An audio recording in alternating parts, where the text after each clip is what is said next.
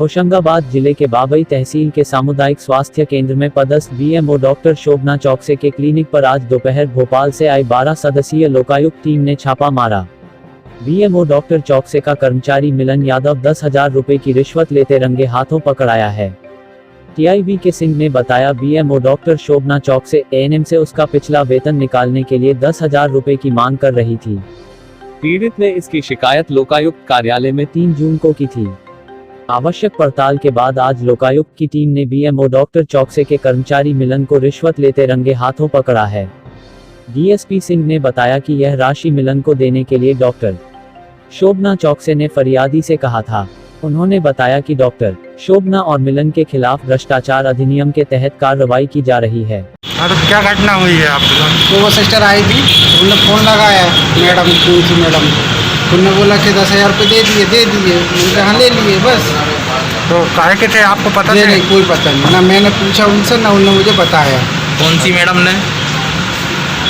अब मैडम बात कराई थी कि मैडम से बात कर लो, उन्होंने कहा बात करता। अच्छा, ना उधर उतनी बात हुई नहीं थी, उनके पास रिकॉर्डिंग वो बताएंगे। अच्छा, तो ना अपन ने बात करी, उनके फ़ोन पे बात हुई थी। कितने लेकर आए थे पैसे? तो वो सिस्टर ने लाई थी। अच्छा, तो आपके पास फ़ोन किसका आया था? मेरे पास नहीं आया, सोबो सिस्टर के फ़ोन पे आया तो उसने स्पीकर ऑन करके बात करवाई थी कि मैडम मैंने पैसे दे दिए, मैंने ले लिए बस ये बात। तो दूसरा शोभा गजानन एएनएम बाबई सामुदायिक स्वास्थ्य केंद्र हैं। ये यहाँ पे कई 15 वर्षों से हैं। इनका जनवरी से लेके अभी तक का जो वेतन निकलता है, उस वेतन को निकलवाने के एवज में यहाँ की बीएमओ डॉक्टर शोभना चौकसे मैडम द्वारा 10,000 रुपये महीने की मांग की जा रही है कि आप इतने पैसे पेमेंट करेंगे तब हम आपकी वेतन निकलवाएंगे, नहीं तो वेतन कटेगा आपका। शिकायत के द्वारा हमारे यहाँ लोकल कार्यालय में 3 तारीख को शिकायत की गई थी। सत्यापन उपरांत आज दिनांक को बाबई आकर शोभना चौकसे मैडम नहीं मिलने के कारण नहीं मिली, तो उनसे चर्चा फ़ोन द्वारा की गई फरियादी की। उन्होंने कहा मेरे कंपाउंडर को पैसे दे दीजिए। इसके आधार पर कंपाउंडर को पैसे दिए गए फरियादी ने, तो जिसे 10,000 रुपये रिश्वत देते पकड़ा गया। कंपाउंडर मिलन यादव, तो उनके सामुदायिक स्वास्थ्य केंद्र स्थित जो सरकारी मकान है उनके बिल्डिंग में काम करता है। सर, क्या उनका फ़ोन से ये मालूम हुआ कि फ़ोन से कि उनके द्वारा मांग की मतलब लिए गए उनके लिए गए हैं ये पैसे? हाँ, सब वो होशंगाबाद जिले के सेमरी हरचंद में लॉकडाउन में प्रशासन ने ढील देते हुए सुबह 9 बजे से शाम 5 बजे तक की छूट दी है, लेकिन उसके बाद भी कई दुकानदार रात के 8 बजे तक दुकान खोलते हैं। वहीं जब पुलिस आती है तो उन्हें देख दुकानदार अपनी दुकानें बंद कर देते हैं एवं पुलिस के जाते ही अपनी दुकानें फिर खोल लेते हैं। प्रतिदिन शाम 5 बजे पुलिस एवं ग्राम पंचायत द्वारा मुनादी कर दी जाती है कि 5 बज गए, अपने प्रतिष्ठान बंद कर दें, और बाद में कोई देखने वाला नहीं कि दुकानें बंद है या खुली। सबसे बड़ी बात तो यह है कि कुछ ही दुकानदार शासन की गाइडलाइन का पालन कर रहे हैं, जैसे मास्क लगाकर विक्रय करना आदि। नगर में कई लोग बिना मास्क के घूम रहे हैं, लेकिन ग्राम पंचायत और प्रशासन द्वारा ऐसे लोगों पर कोई कार्रवाई नहीं की जा रही है। होशंगाबाद जिले के सेमरी हरचंद का एसबीआई एटीएम धीरे धीरे गौशाला में तब्दील होता जा रहा है। ये हम नहीं कह रहे, ये कहना है वहां पैसे निकालने आने वाले ग्राहकों का।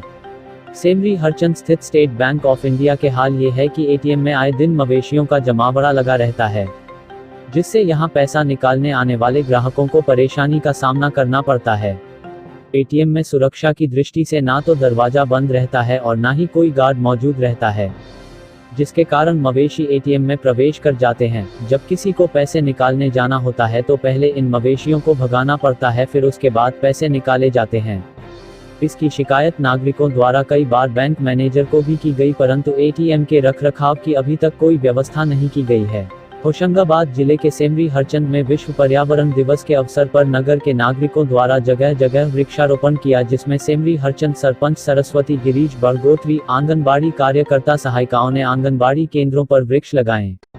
साथ ही अपने घर, आंगन, ऑफिस, बगीचे में नागरिकों ने पेड़ लगाए। वहीं पुलिस चौकी में चौकी प्रभारी रावेंद्र सिंह चौहान ने अपने स्टाफ के साथ वृक्षारोपण किया और नगर में ज्यादा से ज्यादा पेड़ पौधे लगाने की नागरिकों को सलाह दी। थाना प्रभारी ने कहा कि यह हम फोटो खिंचवाने के लिए पेड़ तो लगा देते हैं, लेकिन उनकी देखभाल भी जरूरी है, जिससे हमें शुद्ध हवा, फल फूल, छाप मिल सके। अगर पेड़ को पानी ना मिले तो वह सूख जाएगा, इसीलिए जैसे हमने पेड़ लगाया है वैसे ही समय समय पर पानी भी देना अनिवार्य है। होशंगाबाद जिले की सिवनी मालवा की टप्पा तहसील शिवपुर में विश्व पर्यावरण दिवस के अवसर पर रिपेरियन जोन में पौधारोपण किया गया।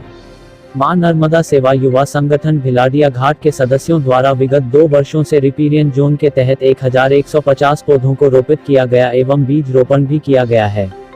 मां नर्मदा सेवा युवा संगठन के सदस्य स्वयं ही सदस्यता राशि से एवं जनसहयोग से दान राशि एकत्रित करके मां नर्मदा को हरित चुनरी उड़ाने के अभियान में कार्यरत है।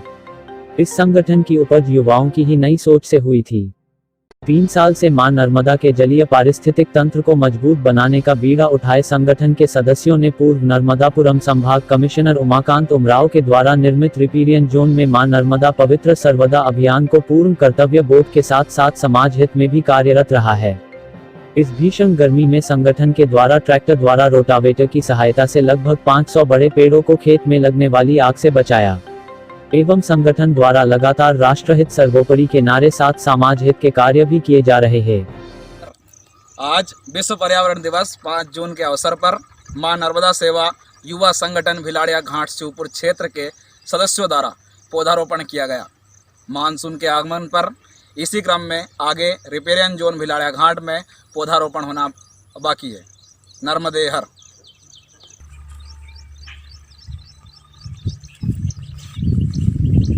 तो स्टॉप कर लें।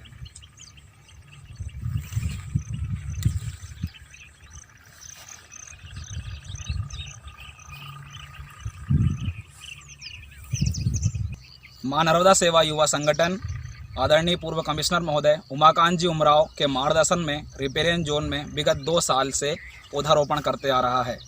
आज भी विश्व पर्यावरण दिवस के अवसर पर हमने मिलकर के पौधारोपण किया और इसी क्रम में मानसून के आगमन पर भी पौधारोपण किया जाएगा।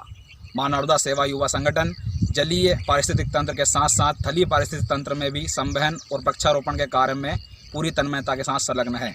आप सभी का सादर आमंत्रण है। पुनः आइए। मां नर्मदा सेवा युवा संगठन आपका हार्दिक स्वागत, वंदन, अभिनंदन करता है। नर्मदे हर। ग्रीष्मकालीन मूंग की बोवनी करने वाले किसानों की परेशानी कम होने का नाम नहीं ले रही है। पहले समय पर नहर का पानी नहीं छोड़ने से किसानों को बोवनी के लिए इंतजार करना पड़ा। जिन किसानों के पास सिंचाई के साधन उपलब्ध थे उन्हें पर्याप्त में समय पर बिजली नहीं मिली। ऐसे में तेज गर्मी एवं तपन के बीच के किसानों ने जैसे तैसे बोवनी तो कर दी, लेकिन इस बीच मूंग फसल में इल्लियों का प्रकोप शुरू हो गया। किसानों को बाजार से महंगे मोल का कीटनाशक खरीदकर 4 से 5 बार छिड़काव करना पड़ा।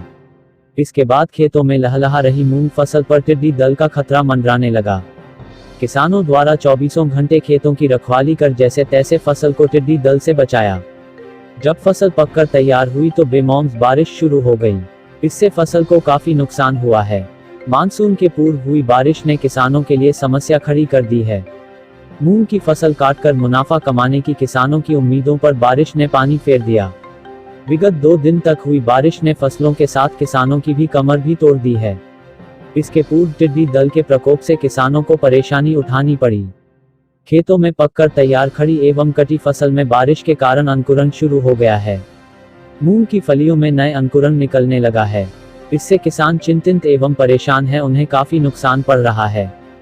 बारिश के कारण खेतों में पानी बहकर निकला। इससे मूंग के अंकुरण होने के कारण दाने खराब हो गए हैं। फसल काली पड़ने लगी है। अब किसान अपनी भींगी फसलों को सुखाने की कवायद में लगे हैं ताकि कुछ फसल सुरक्षित बच सके। विकासखंड में सैकड़ों एकड़ की फसलों में इस तरह की स्थिति बनी रही है। कृषक संतोष पटवारे ने बताया कि कई एकड़ में फसलें पकने की कगार पर थी, परंतु बारिश के कारण अब उनमें अंकुरण होने लगा है। बारिश के कारण मूंग उपज की गुणवत्ता, रंगत, पैदावार, वजन प्रभावित होगा। उपज गीली भी रहेगी। इस कारण किसानों को मूंग का कम दाम मिलेगा। पहले से ही किसान मूंग के भाव में हो रहे उतार चढ़ाव से परेशान थे, लेकिन अब बारिश ने पूरी तरह से उनकी उम्मीदों पर पानी फेर दिया है।